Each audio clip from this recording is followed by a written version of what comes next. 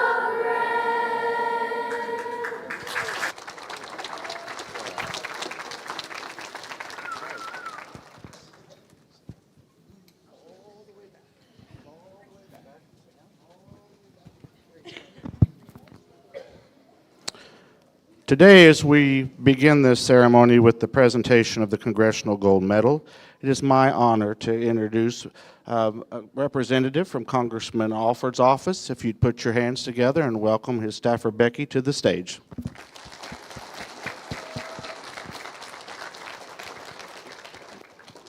Thank you. Well, this is my first Cherry Blossom event, and it won't be my last. What a crowd. Thank you so much for your hospitality. Again, my name is Becky Johnson. I have the distinct pleasure of serving as Congressman Alford's District Director. So when he can't go places, myself and other members of our team get out of the office and hit the road and make a wonderful afternoon drive on a Friday to places like Marshfield. So thank you for having us. The Congressman is a little bit busy. He sends his regrets. He's so sorry he can't be here. Thankfully, he's an early riser, so we got him up about 5 a.m., and the DC team was able to shoot a video for you and give some edits, and I emailed it right before I hit the road. So this is about as hot off the press as you can get a video, and we're going to play it for you because if you've met him or watched him, he's a gifted communicator, and we don't try to speak in his place. So we're going to let him share his thoughts with you this afternoon, and then we'll take it from there. Thank you so much. I wish I could be with you in person, but I do want to honor an extraordinary American, Alberta Harvey Nicholas Hargis, whose legacy represents the very best of our great nation. Back in 1943, during World War II, Alberta answered the call to serve, not on the battlefield, but on the home front as one of the trailblazing Rosie the Riveters. It happened at a bomber plant in Detroit where she played a very vital role in strengthening our military and securing victory for freedom around the world. These women did not ask for recognition. They stepped in and stepped up because their country needed them. They redefined what was possible, breaking barriers and proving that courage, grit, and patriotism know no bounds. Today, through the Congressional Gold Medal, we offer a grateful nation's thanks. Though no honor can fully capture the magnitude of their sacrifice and their contributions. To Alberta's family, may you always take pride in her remarkable life and service. Her story is one of quiet strength and enduring impact, and it will continue to inspire generations to come. It is an honor to recognize Alberta Harvey Nicholas Hargis and all those who helped defend freedom from right here at home. I wish I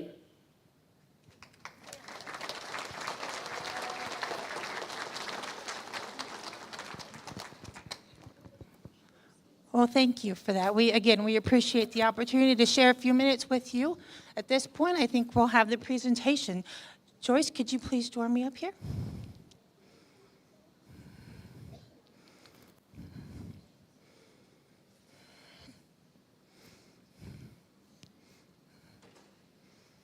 Good afternoon. It's my pleasure to meet you. Thank you so much for this opportunity. On behalf of Congressman Alford, all members of the 4th Congressional District and our team, we present you with this flag in honor of your family and its service and dedication to our nation. We thank you so much for all that your family has done for our nation, and we appreciate your sacrifice. Thank you so very much. I also have a congressional record. I'm so sorry she can't be here, but I haven't met her. I'm certain that her spirit is here. It can join us this day, and it's definitely sharing this moment with you. We also have a congressional record, my apologies, that encapsulates what the congressman shared in his video. The neat thing about this is that it does go into the congressional archives for eternity. So you can actually, in a couple days, probably go on the website and search, and this will be there in the archives of the Congressional Library. So that's just another way that we can honor her and make sure that her memory goes on after all of us. Thank you so very much. Okay. Thank you. Can you handle that?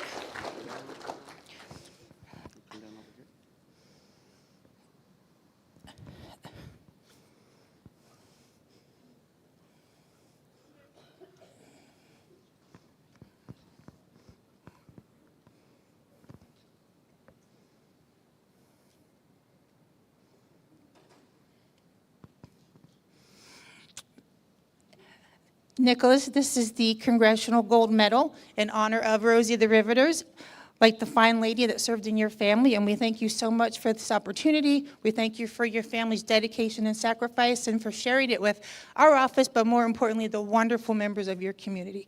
Thank you. We're always here to support you and help you in any way. Thank you. Absolutely. My pleasure.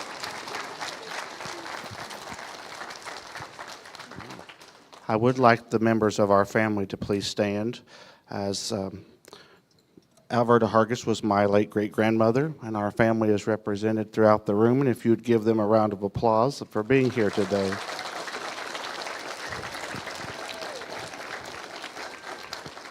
And I'd like to ask my cousin Debbie Shrum to come up and just share a few remarks on behalf of our family.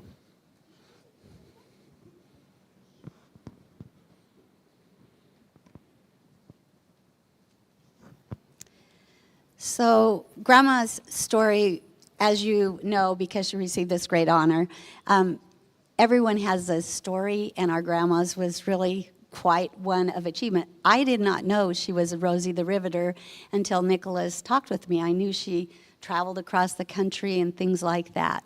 So to us, she was grandma, great-grandma, great-great-grandma. And I talked to as many cousins as I could that were going to be able to be here to find some fun stories about the grandma side of her. And most of the stories that we remember were on their farm in the Seymour area. So I'll share a few of those highlights. One of them was that Grandma liked to yodel when she did dishes. And after listening to Ruby yodel this morning, it was like, according to the stories, it made them laugh, okay, because she was not quite that caliber. She loved her TV guide and doing crossword puzzles in it. So for all of the people that we had that were here, that were on TV, I'm sure she watched many of those shows. She also liked puzzles. Her and Grandpa always had a card table that had a puzzle in progress on it. One of the cousins said she loved to write down the states and all the capitals, the birthdays and all the dates, and when they asked why, she said because she didn't want to forget them. So, and my mom had a little black book that she had. I was always amazed how she knew everyone's birthday, but I think it came from Grandma, her traditions. The other one was the Dogwood Church, and we always had a few laughs because Grandma would say things that she didn't realize how loud they were, but they were sometimes kind of inappropriate. And we had a good chuckle over one time. One of the pastors or ministers was going on about they'd had some kind of health problem, let's say gallbladder, because I don't remember what it was. But they went on for about 3 weeks, and Grandma's comment, which she did not know was real loud, was, "Thank heavens they didn't have a baby." Yeah, so anyway, and then we talked about the ticks. One of the relatives talked about riding her 3-wheel bicycle up and down the lane on the farm. They remembered that, and they always remembered the ticks that were out there. I remember the barn. They had cows that they would milk, and they would sell the milk in the old milk cans. And I remember that they always had a pan that they poured milk for the kitties. And the kittens would come running whenever. And so I loved going to the barn with Grandma and Grandpa whenever they were milking the cows. Then the other thing Grandma liked to do, whenever we'd come in for a visit, Grandma liked to bake apple pies, but Grandpa would pick blackberries and gooseberries, and they would always make a cobbler. Grandma was a really good cobbler maker, and so I always looked forward to that. And then the other one, we were laughing because one of the cousins talked about how her and her brother were playing, and she was being naughty, but the brother got blamed for it, so he got the SWAT instead. And then she kind of thought that was funny. And then the other one that my Aunt Joyce told me about, and then Janice as well, was that she would bounce you on her knee, and she would sing, "Whoa, mule, whoa," and some song like that. And then Aunt Joyce was telling me one time you looked up at her and you go, "Grandma, you need to put me down. I can't take it no more." So she was just, like I said, a great grandma, great-grandma, and great-great-grandma. And she always made you feel when you come to visit like you just made her day. And she is so missed and so loved. Thank you.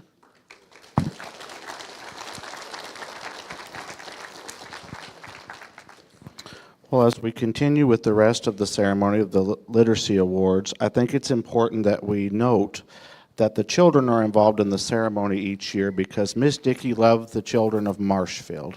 Miss Dickey was our first librarian and poured into the children of Marshfield for over 50 years. So if you'll give us just a second as we move the podium, if the children will go ahead and get back in place, we'll continue with the ceremony. And we thank Congressman Alford's office for being here today for the Congressional Medal ceremony.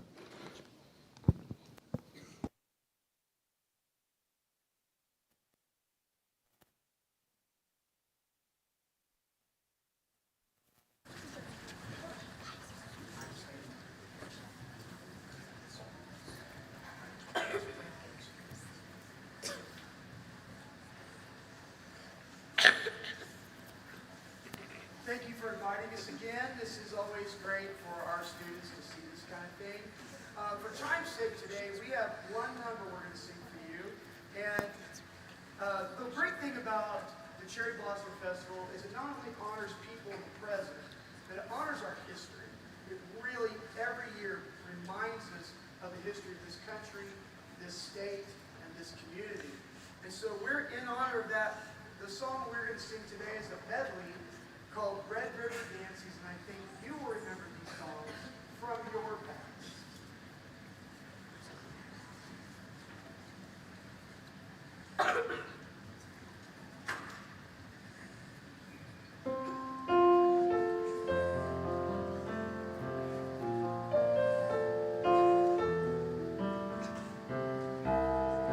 From this valley, they say,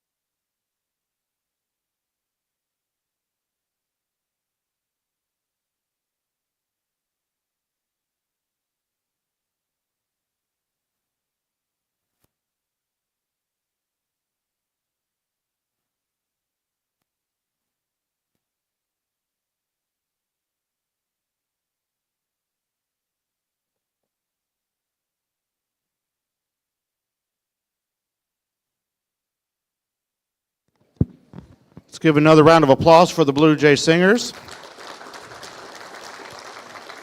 They always do such a wonderful job. As we move forward with the Ella Dickey Literacy Awards, if you'd put your hands together for Scott England as he speaks about our first honoree. Thank you, Nicholas. In Nashville and in country music, there would be no great singers without great songs. And there would be no great songs without great songwriters. Bobby Tomberlin is a great songwriter.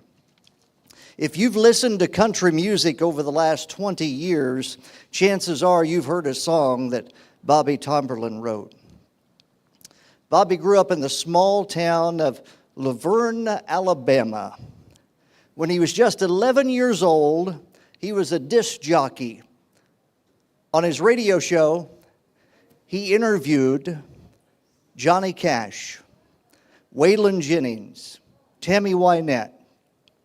Can you imagine Waylon Jennings talking to an 11-year-old kid on the radio?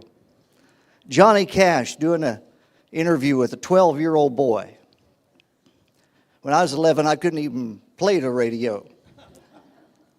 When the big stars like Alabama and Hank Williams Jr. and Tanya Tucker came to Montgomery, Bobby's dad loaded him up in the car, and Bobby had his little tape recorder, and he went to interview the stars. I would love to hear that tape of Hank Williams Jr. talking to that little boy. Bobby is best known for co-writing the Diamond Rio hit, One More Day, as well as Darryl Worley's A Good Day to Run, and the Grammy-nominated Dolly Parton, Bill Anderson single, Someday It'll All Make Sense. Let me give you a quick lesson about how to make it in country music. A couple of years after high school, Bobby moved to Nashville. Thanks to Hall of Famer Mel Tillis. Mel hired him to work for his publishing company. Yes, Bobby had made the big time right out of high school. Mel paid him $100 a week.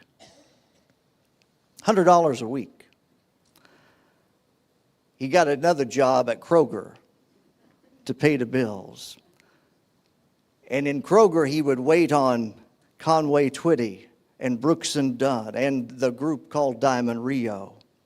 While he was putting the bacon and lettuce and eggs in their bags, he had no idea that one day he would write Diamond Rio's biggest hit.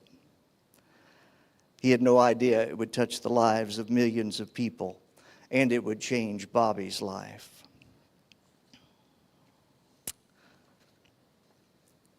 Bobby wrote songs with and for his heroes, including Loretta Lynn and Mac Davis. Bobby's had songs written by everybody who's anybody. And he's just now, after 30 years, hitting his stride. He has 4 songs on Willie Nelson's new album. One more lesson about country music. Want to learn how to write a song? Here you go. Listen to these lyrics. Bobby wrote this with Bill Anderson and Jim Martin. Get ready for the story, country music now, of a man whose girl left him. Was it wife, girlfriend, Bobby? Girlfriend. Girlfriend left him. You know heartache in country music. And Bobby came up with these lines. She told me you ain't nothing like my daddy. She told me how to dress and how to drive. She told me you don't kiss like my old boyfriend. But my favorite thing she ever told me was goodbye. Wherever she is, I hope she stays there. The words of Bobby Tomberlin. And now he's written a new book. It's called I've Lived Country Music. From the writing room to the road, personal stories behind the songs and the friendships. And that is the perfect title for Bobby Tomberlin's book, I've Lived Country Music, because he has, and he still is. Hopefully he will have many more than just one more day, but we are honored that he is spending this day with us. the Ella Dickey Literacy Medal winner for 2026, Bobby Tomberlin.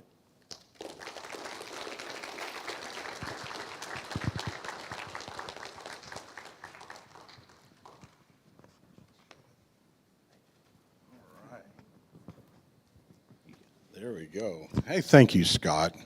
What a wonderful introduction. And I just want to tell you, I am so honored to be here, and I so appreciate this award and what it stands for. And I have been blessed to write a lot of songs for a lot of artists, but I have to tell you, the highlight for me are days like this. Making new friends, coming to a town like this. I'd never been here before. I've heard about this festival for years, and I've always wanted to come to it. And, I've already been out and checking out the town, and was over at the elementary school this morning and talked to one of the classes, and it was so inspiring to hear what they had to say. And again, thank you so much.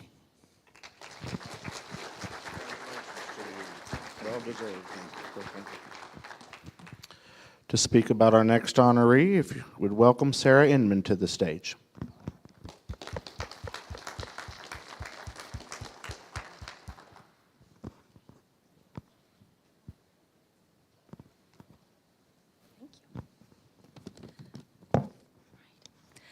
Doug Hartline and his wife of 48 years, Susie, have always had a passion for marriage ministry. This prompted Doug to write Romancing with the Stars, which combined this passion of love and film as an amateur film historian. He retired as director of core technologies for the University of California, Santa Cruz, to focus on interests in film, history, literature, music, fashion, and ballroom dancing. He travels both nationally and internationally to expand his knowledge in these areas and to share his experiences with others, encouraging them to appreciate the beauty in the world and the value of nostalgia. Before this, he had had nearly 40-year career in mathematics as a university administrator, graduating from the University of California, Davis, with a graduate studies in both applied mathematics and computer science. He served as chair in the Business Advisory Council for the Corporation of Educational Initiatives in California, which developed and provided advanced high-speed networks to most of the California public and private universities, the community college system, and K-12 schools. Romancing with the Stars brilliantly transports the reader back to the Silver Age in film and television, invoking fond memories of the movies and shows we grew up watching. You will meet and grow closer to many of the stars central in those memories as the celebrities share their heartfelt stories of love and romance. Whether flying with Peter Pan, dancing with 7 brides for 7 brothers, getting lost in space, or rocking around the clock in Happy Days, finding the little house on the prairie, getting lost in a 3-hour tour of Gilligan's Island, or playing the drums in I Love Lucy, the stars take you back on a magical mystery tour of love and romance. More importantly, this enchanting work celebrates and honors those who have demonstrated lifelong commitments to one another through marriages lasting longer than a quarter of a century, or until death they do part. Once you see the book, you will be amazed at the amount of dedication and effort it took to compile all of these wonderful stories. Please join me in congratulating Doug Hartline for his work.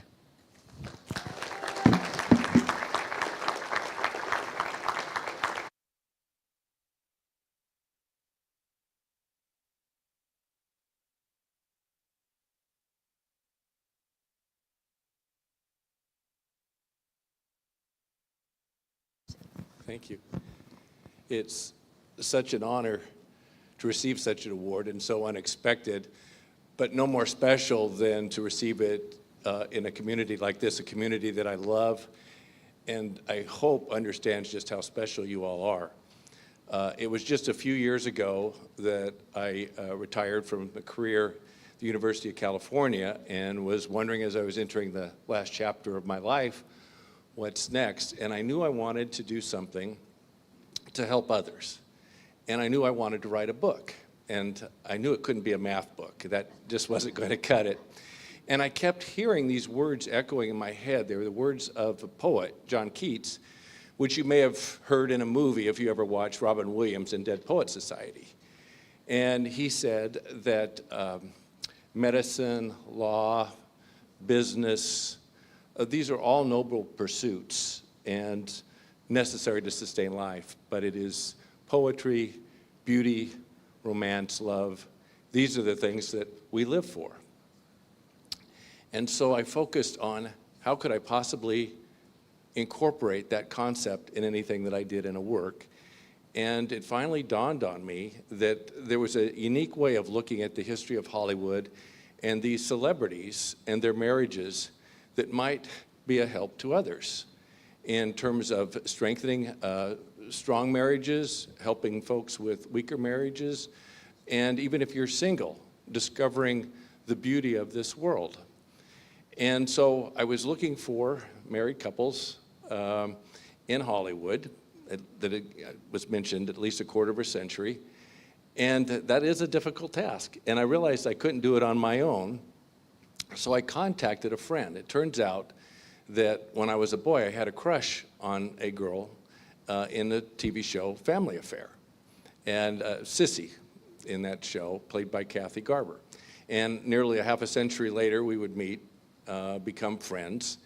And I asked her if she wouldn't help with this endeavor, and she fell in love with the idea, and we started looking together for all of these stars. And it's more difficult than you think to find people in Hollywood married that long. But we found 27 of the most amazing and beautiful stories that we compiled. There's beautiful pictures from all around the world. I was calling Africa, I was calling Switzerland, I was contacting people all over the world to try to get the copyright approvals for these pictures to incorporate the stories.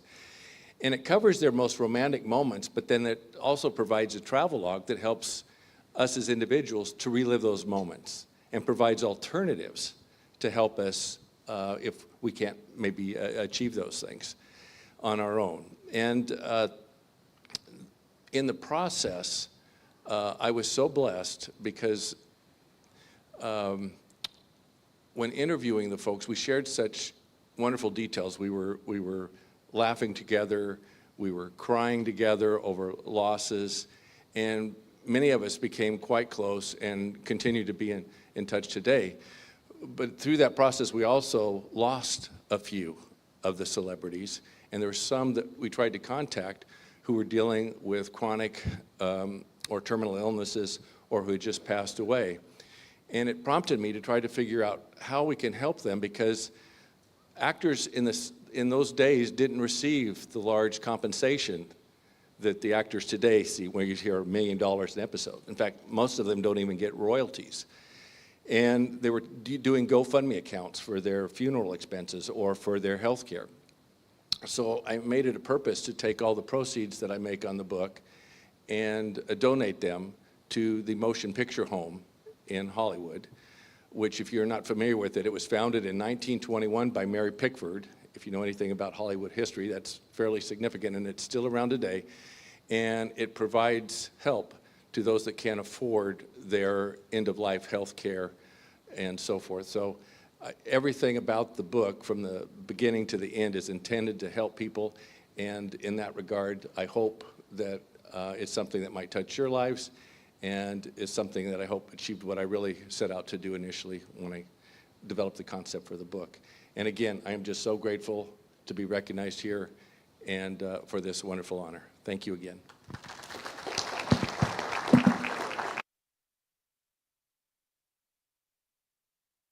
To introduce our next honoree, would you welcome Mary Jean Eisenhower, the granddaughter of President Dwight and Mamie Eisenhower, to the stage, who has been patron of the Cherry Blossom Festival since its founding, and here today from Abilene, Kansas, to speak about one of her treasured friends. If you'll make her welcome.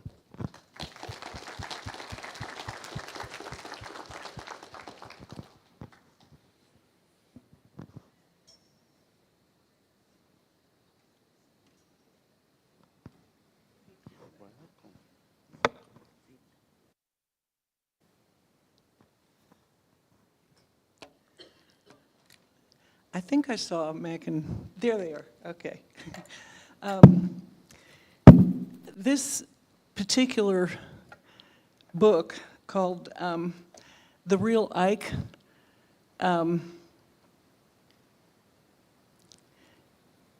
it means a great deal to me because I met Mac, I think it was 30 years ago, when he became assistant director at the Eisenhower Library. And over the years, we developed into a tremendous amount of friendship. And the nice thing about Mac writing this book, when you were a relative of a presidential family or whatever you want to call it, you don't trust what you read because you know better. But everything that Mac has said is, including the myths, it's right on. He's trustworthy, and he and his beautiful wife, Inga, have become a very dear and tremendous asset to my heart, let's put it that way. So we'd like to present the Ella Dickey Literary Medal to Mac Teasley and to Inga for her support.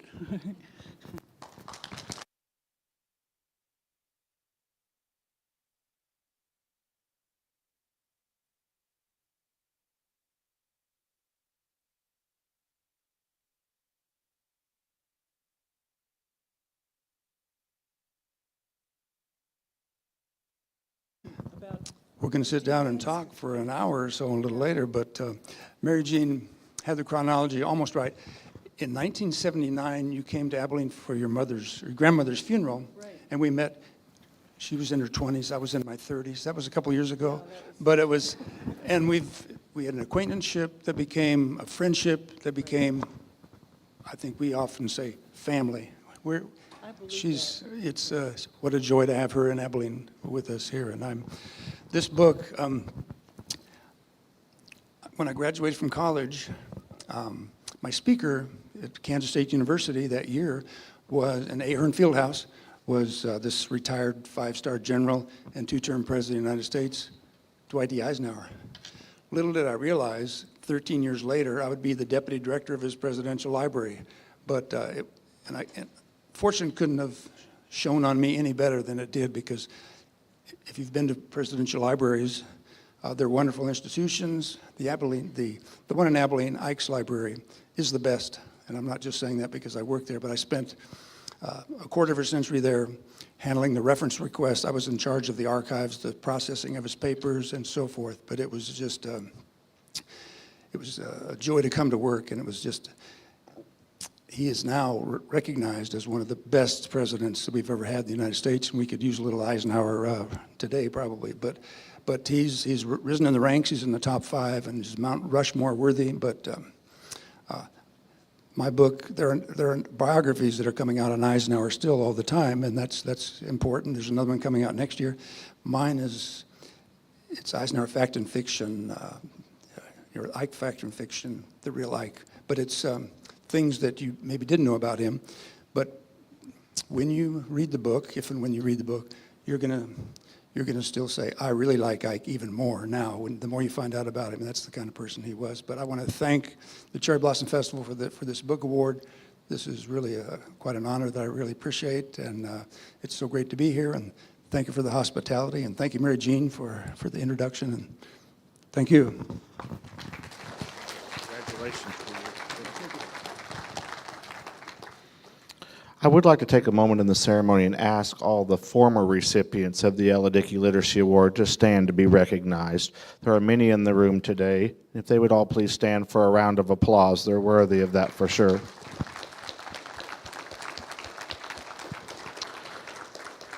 And while we're speaking of former recipients, if you'd put your hands together and welcome to the stage Sally Tippett Raines.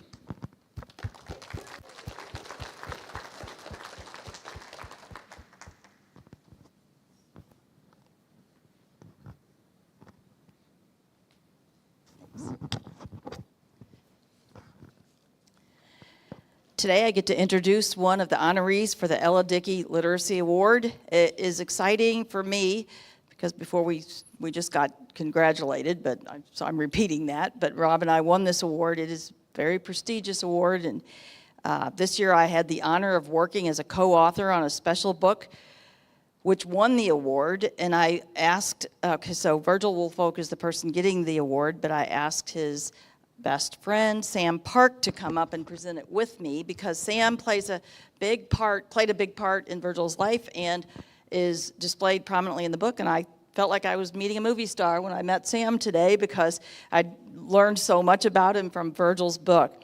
So I'm here to present the award to Virgil Tyrone Woolfolk. How I met Virgil. Several years ago, Rob and I began our friendships with some of the authors, child stars, and their spouses that come to the Cherry Blossom Festival. Turns out Lori Jacobson is from St. Louis, and I did a feature on her for our Cardinals website, STL Sports page. She had some Stan Musial memories, and she told me about some really interesting things and talked about a guy she knew in California. Well, he was in the process of moving back to St. Louis, his hometown, and when I heard the story, I was so amazed. So it's come full circle. Lori knew him in California and told me about him, and together we wrote, Virgil and I wrote, Back When We Were Colored, Helping Black Athletes During Segregation and Being Helped by Some Decent White Men, that would be you, along the way. And here we are. It's a completely Virgil story because, of course, I was never colored. You can laugh at that. Let's see. Okay. So he is retired from his business and he lives in a gated community in St. Louis, but was a lot different if you read his book, and I really encourage you to read it. I hope you get a chance to get the book because it tells his life during segregation. But as a sports reporter, that was my background, the part I wanted to focus on was how he helped his family turn their home into a boarding house so that black baseball players and performers could have a place to stay because they couldn't stay at the Chase Park Plaza like all the white players. And it was pretty cool when he started talking about the people that stayed at the boarding house, and there's so many famous people, and you just have to. He remembers playing stickball with Willie Mays, for one thing. He knew Stan Musial because Stan would come over and visit his black friends that were at the boarding house. But beyond that, he was family friends with comedian Red Fox. He knew Vincent Price as a child. He served in the military with Tina Turner's son and kept in touch with her until her death. And in fact, he had the same birthday as Tina Turner, and they used to exchange birthday greetings every year. I would be up here all day. That's your cue to start walking up towards here.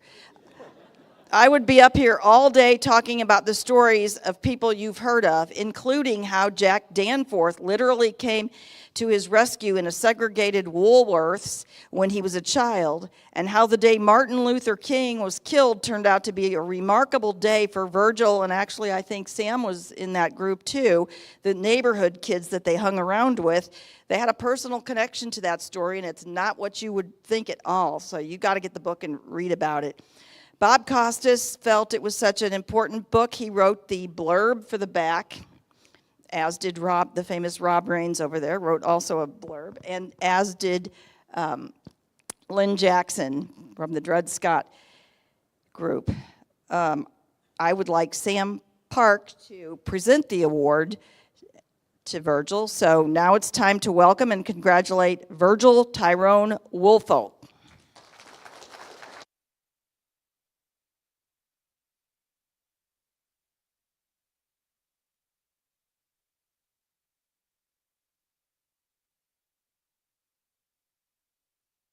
Good evening, good afternoon. Well, first I gotta tell you something. She's a black person passing as a white person. Don't be fooled. Don't be fooled. She's tougher than any drill instructor or SEAL guy instructor I had in the Navy. She is tough. I love her. I'm glad to be here this afternoon. My name is Virgil Woolfolk. I grew up here in Missouri. Grew up in Rice City area. My folks were near the St. Louis area.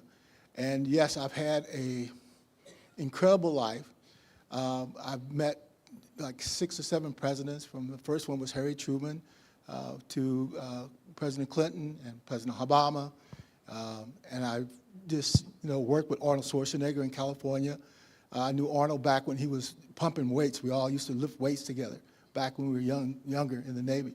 So I've had a good life. I was just telling a while ago, I have a great fondness for cowboys, and I knew Roy Rogers to Clint Eastwood, Clint Walker.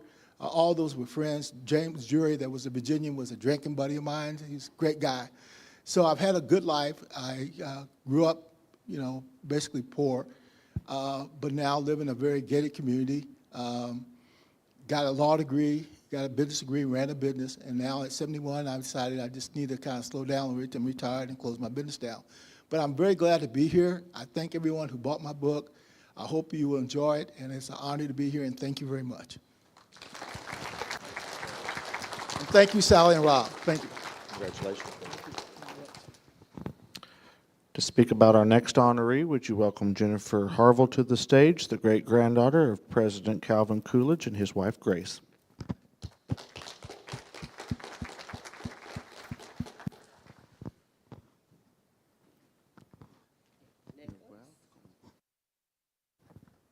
Good afternoon, everyone. Good to see you. So I'm here to introduce Michael Crowland. Michael and I started emailing each other actually last summer, right around July or June, and he said, well, hi there, I'm Michael Crowland. I'm putting together a book regarding poems of First Ladies, and may I use several of the poems that Grace Coolidge wrote to include in my book? And I said, sure, why not? So he did. It's included in his book. He's the editor of Poems by First Ladies, also Poems by Presidents, Acrostic Poetry, and there once was a limerick anthology. Michael is the author of 4 books about music. Michael received his BA in professional writing from Carnegie Mellon University, and he has an MS, Master's in Science in Publishing from New York University. Michael lives in New York, where he's a senior editor at Dover Publications. Michael, I congratulate you in receiving this award, the Ella Dickey Literacy Medal for 2026, and I invite you up to receive the medal.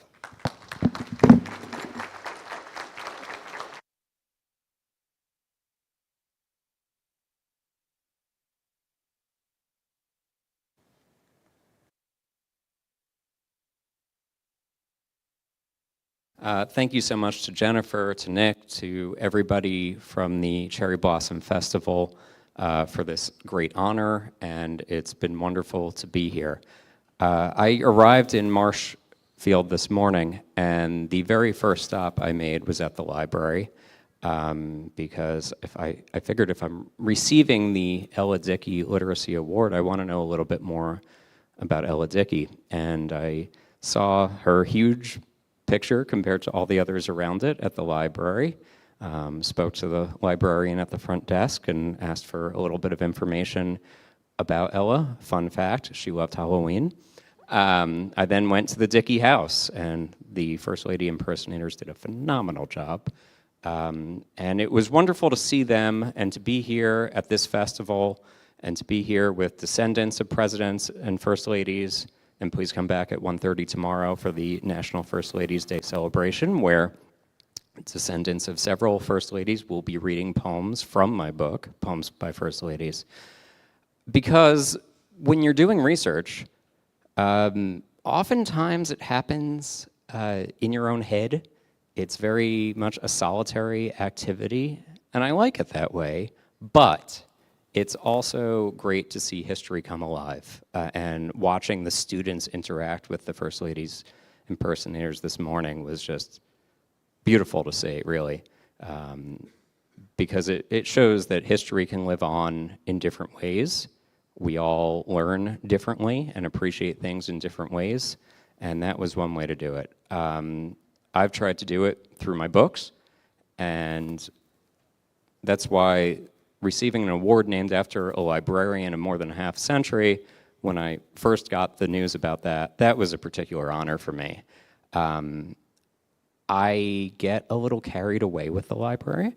I certainly get carried away with interlibrary loan requests. I like to think of them as the lifeblood of my research. And I go to the library, 3-4 times a week maybe, and always have books for pickup, sometimes in the double digits. And it's a way to stay connected. And I guess the last thing I'd say is, when I'm reading books from the library as part of my research, oftentimes they're works that are better known. And a lot of the poems in my book were well known, have been previously published, but a lot of them have not. And it was important to me to include both, because I think the most interesting ones for me were the ones that I stumbled upon from microfilm or a presidential library, or going down a Google rabbit hole that I didn't even think I could go down, but somehow did. And what it's meant in the case of Poems by First Ladies is that the First Ladies' perspectives on history and on so many different aspects of their lives have been able to live on, and that women's voices matter. And that is something that I'm happy to pass along through my book. And again, I would encourage you all to come back at 1:30 tomorrow so that you can hear the poems read by the descendants of those First Ladies. We'll have representatives of Lucretia Garfield, of Edith Roosevelt, and of Grace Coolidge. So thank you again. This is a huge honor.